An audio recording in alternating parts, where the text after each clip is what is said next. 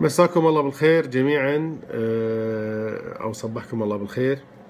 انتشر اليوم فيديو عن جمعية الخالدية قاعدين يلمون غراش مالت صلصة السراتشا صوص، واللي قاعد يتكلم قاعد يقول إن هذه مالت حيوانات ما حيوانات وكذا. مشكلتنا بهالديرة إن يعني الجهل وقلة الفهامية والاتكال على ترجمة جوجل. يعني الشركة اللي مسوية الصلصة رايحة طابعتها على ترجمتها ترجمة جوجل أي كلام، ورايح اللي مشتكي جاي ماخذها ولا مكلف خاطره يقرأ ويفهم ويشوف الفرق بين الترجمة وبين الكلام الأصلي. والجمعية بعد يبون الفكة راحوا لموا الصنف وخذوه. أنا بحط لكم الصورة بعد شوي بحسابي، بس هذا الفيديو إذا أعتقد اللي شفتوه مكتوب عليه طبع الحيوانات الأليفة. طبع الحيوانات الأليفة اللي هو يقصد فيه printed PET 200 ml.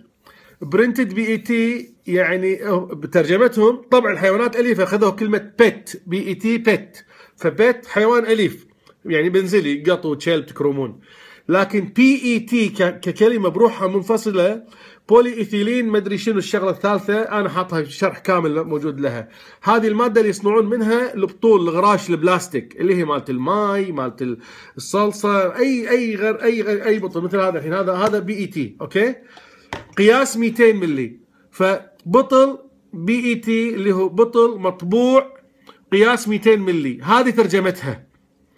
وراح الحبيب عفس ام الدنيا، لا هو فاهم شو السالفه ولا هو فاهم شو القصه.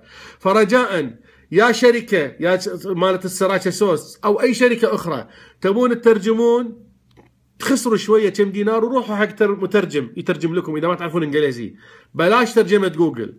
وانت اللي بتشتكي تاكد قبل لا تروح تشهر.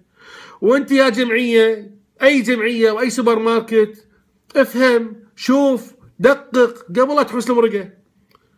زين يبا، يعطيكم العافية.